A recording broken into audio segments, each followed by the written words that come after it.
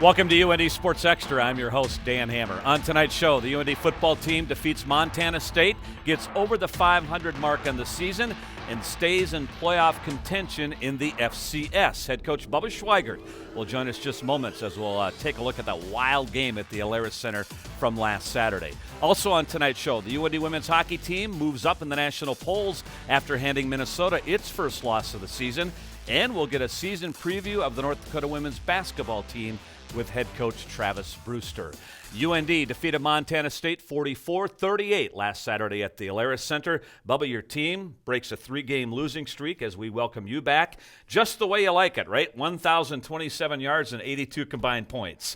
Sure was a different game, Montana State just creates that high-scoring affair. And it came down to we needed to outscore them. And the fourth quarter, though, that gets lost in this, our defense had 3 stops, 3 possessions in a row. That was huge for us, and, of course, the big one on fourth down. Yeah, really good win for your team in a lot of ways as you look at the now and the future possibly. Yeah, I think so. It was a team that was ranked very high at the beginning of the year, picked to win our league, and, we knew it was going to be a big challenge, but able to come through and make enough big plays to outscore them and then hold them off at the end. Big-time day from your 2 true freshman running backs. That's part of the storyline as we'll take a look at the highlights coming up next. UND Sports Extra on Midco Sports Network is presented by the University of North Dakota, RideLCars.com, and Farmers Union Insurance. UND back home last Saturday after back-to-back road trips in the Big Sky. Bubba, let's take a look at the highlights here at the Alerus Center. You went green and green pants, green jerseys for the first time with that look. The green out day. The green out day. Get in the festive mood, I guess. I guess so. Well, your defense kind of set a tone early here on Montana State's first possession. Yeah, really good play by Tyus, and we're looking for our corners to come up and run support better and screen pass and all that. Just be more active and play more physical. Boy, did you run the football Saturday. Brady Oliveira, John Santiago, 2 freshmen get you on the board here early. Really a good 1-2 punch, and they complement each other really well. John, a real slasher in speed, and Brady, the power back. When Santiago gets the corner, it's goodbye. He's really fast. He's really fast on the football field, and we're glad he's on our team. 7-0 here. 7-7 now, your next possession. Here goes Santiago, and look at the big holes that your offensive line and tight ends are creating here. Yeah, I thought the game plan was executed very, very well by our guys, and getting man on man and giving John a crease really can create an explosive play for us. Thought your tight ends really blocked well in the run game Saturday. Yeah, it's part of their job. We're going to throw them the ball a bit, but they really need to be good blockers and execute the run game. The Oliveira touchdown makes it 14-7. Then you force another 3 and out as Dylan Bacher sacks Dakota Prukup, the dual threat quarterback. Keaton Studsrud returned to this game after the first series he played the rest of the day, and what a difference maker again we're reminded that he is for your offense. Yeah, he just has good command of the huddle, and he's very sharp in the run game, and he's an accurate passer and has a quick release. Here you'll see him hitting Clive on a nice post route where Clive turns the corner around. A big play for us. 53 yards, 21-7 now. It's 21-14 now, and you kept Studsrud clean for most of the day, but here's one of the times where he did take a hit. Yeah, we just got to avoid that and be solid in protection, and this comes down to O-line, running backs, and also the tight ends, fullbacks, and then Keaton getting us in the right protection. Yeah. Well, in the seesaw game, momentum swings a bit here to Montana State. Jay-Sean Gates with the end around, and it's 21-21, a scoring fest. Yeah, just a different game for us. Montana State really comfortable with this type of game. They've been in a lot of high-scoring games, but we had to adjust and kind of play it differently and really hang in there. But you always had an answer. You never let them get the lead Saturday. Yeah, that was important for us. They tied us up 3 different occasions, but we were able to answer and keep the lead. Here you see Clive moving the chains again, and he's different for us out on the perimeter. He has some real good speed, and we're happy to have him back contributing. A healthy Clive George is a big boost for your offense. Reed Taubenheim, 44-yard field goal, 24-21.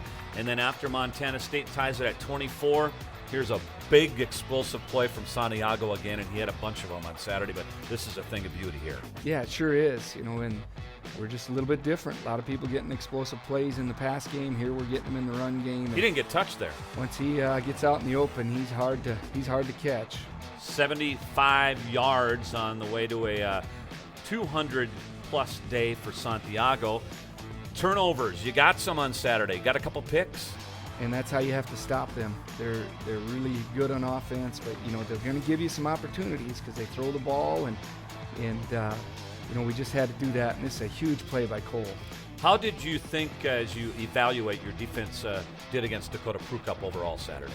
I think it was okay. It seemed like, because the high-scoring affair, it seemed like there were more explosive plays, but 3 explosive plays on the day, and they tricked us a couple times. And that's what's they're very good at it, and we need to get better at that stuff. The reverse was disappointing after a turnover. We got to stop that type of play and not let it get in the end zone. You're up at the half, but are you at all concerned about the pace of the game after the first half? Well, we had to address our team and say, hey, it's a different game than what we're used to. Usually it's a possession battle and low scoring, but now we're in a high scoring game, and once again, they're getting the ball first, the second half, and to get a stop was huge for us, and we did that, but we didn't turn it into points, so now we're in that same type of game that can get into a high-scoring affair. Yeah, let's take a look at the second half highlights, and as you referred to, Bubba, you do get a stop. In fact, the first play of the second half, William James will force the fumble. Cole Reyes has the fumble recovery here, and here's your good start that you talk about to begin the second half. Big play right here, because this is how you got to stop their offense at times, because they're so explosive and so efficient that they're going to move the ball and score points, but you got to get turnovers when you get the opportunity. You go for it here on 4th and 7. Santiago is stopped, and then Montana State puts together a 13-play drive, and Prue Cup with his legs is so dangerous, isn't he? Yeah, he sure is. He can hurt you throwing the ball, but his mobility is probably the biggest concern that we had going into the game. They had a couple third downs and a fourth down in this drive that kind of kept this thing going for them. Yeah, they're going to go for it a lot on 4th, and they got a lot of confidence because of that, and they're an offensive team, high-scoring team, and here he hammers it in the end zone on a quarterback run, which these plays are difficult on the goal line, but once again, we think we could stop in those situations, and later we do get them to a 4th down in a goal line situation. 31-31, but you have an answer back, and it was a career day for Brady Oliveira. Yeah, good to see him get more carries and contribute, and he's, like you say, he's different than John. He's going to run it up inside, and here you see him sprinting to the end zone, doesn't quite get there, but we'll take the yardage. Yeah. He seems to be reading well. Yeah, as these guys play more, they get better. And what we like about both of them, they're very coachable and want to get better and just keep improving because they're out of practice putting in great effort. That play is all Clive George's right there to give you the lead back. Yeah, we just want to move the chains and throw a possession throw, and he makes 2 guys miss and gets in the end zone. At the goal line, Will Rattel almost single-handedly keeps Montana State out of the end zone. He made a couple of great plays here, including this one coming up was a big-time play. Yeah, 2 solid tackles in a row, and this is tough to do, to hold Prue Cup out of the end zone on that matchup. And unfortunately, if we have just a little bit better eyes and cover a little bit better, we got a one-on-one with Will and the quarterback here again. It would have been fun to watch. Yeah, and Prue Cup hits Sandelin 38-38 with a lot of time left here in the game, but this game got a little wacky now as 3 consecutive turnovers combined by both teams here. Yeah, we just got to take care of the ball better, and they're right down in there, and somehow we get it back, and that's what your defense has to do in these games is keep being resilient and keep pressuring QBs. And here we get the strip, and this was the replay that we really appreciate replay this year. It changed the whole deal for us. Yeah, originally ruled intentional grounding. It was reviewed and reversed, and this was big because Montana State was in the red zone after your turnover at this point. Sure was, and we just made a great play there, staying with it and staying after the quarterback and stripping the ball. Yeah, but you'll give the ball back to Montana State here after what looks to be a first down pickup. Yeah, and this is a pretty good play by them. We thought Josh had it covered up pretty well, and they strip it out. And big play by them. As you said, your defense made some key stops in the 4th quarter. Another one right here, forcing Prue Cup into intentional grounding. Yeah, we executed our pressures a bit better, and Coach Schmidt was calling a little bit more aggressive at this point in the game. We just felt we had to get after the quarterback. Here's your game-winning drive, Bubba. Santiago goes for 13. You're aided by a couple of 15-yard penalties along the way here, too. It's really hard. John's hard to tackle in the open field, and he draws some face mask penalties. And he does, doesn't he? He really does, because he's hard to get down, and they got to grab whatever they can get their hands on.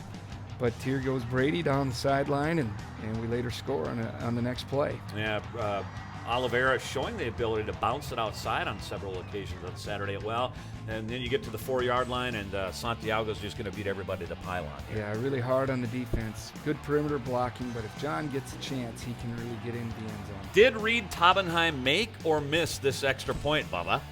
Everybody thinks it's good, but it was called no good, so I guess it's no good. Boy, that's a tough one on the naked eye to really try to determine what happened there, but it's no good. Yeah. 44-38, so you need one more stop here in the final 90 seconds. Yeah, it's really changes the outlook because, you think, hey, even if we give up a touchdown, they got to score the extra point to tie it. But right now it's, hey, we got to keep them out of the end zone. And Jake Disterhoff finishes the deal for you here. Gets up and blocks the Dakota Pro-Cup pass. Yeah, big play, and sometimes on these quick throws, you got to stop your rush and get hands up. And we need more of that. And we haven't seen a lot of that this year from our defense, but what a big play by Jake. 44-38, Santiago runs for 230, Oliveira 167. Clive Georges was a factor. It was really good for your team to have Keaton Studsrud back. Here's what your players had to say following the win. Defense, they played phenomenal today. And offense, we played phenomenal today. And it was just a great team win. We played lights out on every point of the ball, and it was great for the program. It's great for the team. Felt great. We're just tired of hearing it's on us. I mean, it gets old. It gets old. Me being back there, I mean, I'm trying to help these guys, and I'm not doing the job I was. And I really made that a focus this week in practice, and we did extra work. We stayed after. And it was just, I mean, it really pays off. That stuff pays off. It was a great opportunity to play with Keaton again. Like, he's a great quarterback. Having Cole back, people like that, stressed it enough, made sure we came out with that win. For sure, having Keaton back there was definitely a big relief, and I think being where everyone's more comfortable with him, he's making the right reads, and he's just a great quarterback. It shows that our offense can score that many points in a game and going up against a tough team like Montana State. I mean, it's big, and it kind of shows some teams that we do got some, I don't know how to say it, we got some juice on offense, and we can put up big points like a lot of the other teams in the Big Sky. It's a bye week for UND. Bubba will be back with you here in a few minutes. But coming up next on UND Sports Extra, UND beats Minnesota and handing the Gophers the first loss this season in women's hockey. UND Sports Extra on Midco Sports Network is presented by the University of North Dakota, RideLCars.com, and Farmers Union Insurance. The North Dakota women's hockey team up this week in the national polls to number 5 in the nation following a split with Minnesota last weekend. UND and the Gophers on Thursday night. Minnesota entering number 1 in the nation. North Dakota number 7. Just 4:29 into the game. The Gophers' Melitza McMillan feeds Caitlin Riley. She beats Shelby Amsley-Benzie with the forehand, and it's 1-0 Minnesota. The Gophers' power play entered the series number 1 in the nation at 50%, and here is McMillan with the open net on the power play to put Minnesota up 2-0. The Gophers outshot North Dakota 15-7 in the opening period. Kate Schipper crashing the far post for her 4th goal of the season. Minnesota put 3 on the board in the first period. North Dakota never recovered. 5-1 the final. Much different story on Friday. UND trailed 1-0 after 1, but tied the game just 62 seconds into the second period. Off the faceoff, defenseman Jordan Hampton will throw this puck in front, and Amy Mankey will score the first of her 2 goals on the night as UND would even the game at 1-1. And this would be a momentum changer as North Dakota then would play well the rest of the second period and really gain momentum of this game, including Megan Defoe. She was tremendous in this hockey game. Defoe will ignite the play that put North Dakota up, and she'll do it with physicality. Check out this play here on the near wall. She then takes the feed from Becca Kohler. Defoe moves in and beats Amanda Levier to make it 2-1 UND. Just 9 seconds later, and shortly after the ensuing faceoff, which is won by Defoe, Hampton again carries in and drops for Defoe. She beats Levier again.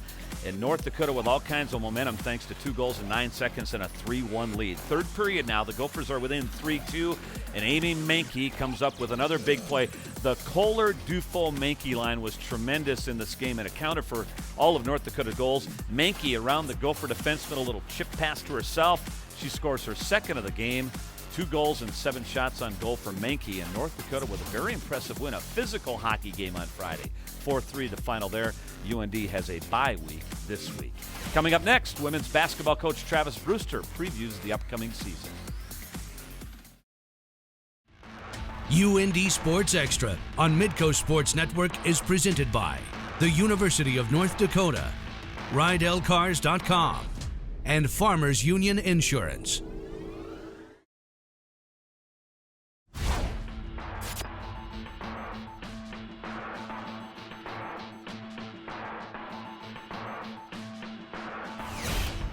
The North Dakota women's basketball team is off and running. It played an exhibition game this past Sunday. It will have another exhibition game coming up this coming Sunday. Injuries are slowing some key players, including point guard Leah Zabla, who is out for an indefinite time. Greg Ankers sat down with head coach Travis Brewster for a season preview. Coach, there's a lot to talk about with this year's team, and it starts with the roster, I guess. A lot of new faces coming in, and how do you see this team shaking out as the season comes in? Well, obviously with 9 newcomers, it's exciting in practice. Lots of competition. You see players getting after it. But we got some players who are going to sit out this season. We know of just simply because of transfer rules. But when you watch them get after it in practice, it's really fun. And I think our freshmen are doing a good job. And obviously we have a junior college transfer in there as well that's picking up the system. So, I think our upperclassmen are doing a good job of getting everybody acclimated to playing at a certain level. One position that will certainly be impacted by some of the experience that has departed is the post position. Gone is longtime center Emily Evers. Samantha Roscoe does return. She's played some of that 5 role. You have a transfer coming in, Stephanie Smith, and a true freshman, Olivia Haas. How do you see that position taking shape? Well, you want your upperclassmen to grab the bull by the horns, so to speak, and you want to see Samantha kind of grow into that position and kind of take that leadership role. But, we're also prepared to look at it doing it by committee, according to what situations are in games, also according to matchups, and I think Samantha offers some unique things because being a 6'4", she can shoot the ball from the outside, a little bit more mobile away from the hoop, but where Stephanie comes into play a little bit is obviously she's more of a defensive presence for us, and we're excited about that. Then you look at Olivia Haas, a true freshman, who's got to get acclimated to playing the game of basketball at this level. Your guard position will be shorthanded this season as well. Grace Sawatsky had a season-ending injury before things could get going. Bailey Strand as well, and many people know about Josie Dillon. She'll be coming on to assist the coaching staff this year. How is that position going to be impacted? Is certainly early on in the season as well. Well, you don't want to see anybody get hurt. It's unfortunate, but it's part of the game when you play at this level. You got to look at a little bit of Kelsey Knox is going to have to be more steadfast for us in that position. Kanani Asuncion, who's a true freshman, who's really came on strong here in the spring and fall when she's, found out that she's going to be put in that position. So, it's going to take some time. And you look at Leah Zabla, who's, nursing an injury. It's going to be back for us too. And, you want them to heal up and you don't want anybody to rush back because, basketball is a part of their life, but it's not their lives. They're here as student athletes, and we want to see them have success on and off the floor. Certainly, the cupboard is by far from bare as the season begins, too. You mentioned Leah Zabla will be coming back to the lineup hopefully sooner rather than later. You also have Michaela Dyer returning, and you've got Big Sky preseason player of the year, Maya Lloyd, back, and that trio of players is a great group to build a team around, isn't it? Oh, absolutely. I'm an old school NBA fan. You look at that Golden State era when they kind of had that Run TMZ type of group going on. They were running around out there. Michaela's been very consistent this fall and has done a nice job of what she's been trying to progress offensively and defensively. And you look at Maya Lloyd, who's just been a tenacious competitor since the day she stepped on campus. And Leah's the same way. She's kind of that cerebral player that really pushes everybody. So I'm really excited about that group. Coming up next, Coach Schweigert returns to visit about the outstanding season that John Santiago is enjoying. UND Sports Extra on Midco Sports Network is presented by the University of North Dakota, RideLCars.com, and Farmers Union Insurance.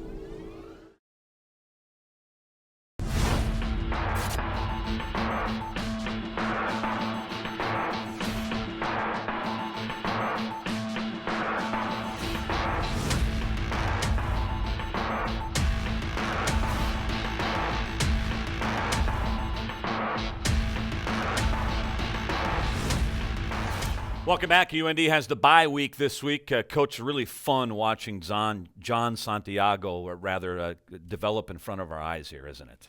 Yeah, it sure is. He seems to get better and better each week, and what we really love about John, he practices hard, and he knows that he can improve in so many areas. We talked about his stiff arm, and it is a weapon, isn't it? Yeah, he's very strong. It gets him extra yards in the open field, and I think he's really difficult to tackle in the open field. And you said one of the big areas he's improved on in the last few weeks is how he's reading his offensive linemen and what's going on at the line of scrimmage. Yeah, he just gotten better at that. Now, there were a couple of occasions the other day again that he's disappointed that he missed those holes and missed some cuts, and That's going to happen to everybody, but because of the way he is, I think he'll just keep getting better and better and keep improving. Here's what your offensive linemen in Santiago have to say about this season that we're watching. John's a pretty special guy. If we can get him in space, we're going to have a good game every single game. And just the way he runs hard, and it makes us want to play harder for him. Definitely, I think it's very well that we got John as a speed back, but people will mistake him for he got some power on his upper body for sure. It's just working hard. I mean, practice, like I said, practice is the most important thing, and we got to take every game week to week. And as long as everybody does their job, and as long as I do my job, I think our offense is capable of phenomenal things. Coach, with the bye week this week, giving your team a little rest here for a few days? Yeah, we are. We're open so we can get better at some fundamental things, but we got to give ourselves an opportunity to heal some injuries and get ready for a very important game in a couple weeks. There you go, and we'll preview that matchup next week here on UND Sports Extra. We hope you enjoyed the show tonight. We invite you to stay tuned next for North Dakota Hockey with Brad Berry here on Midco Sports Network.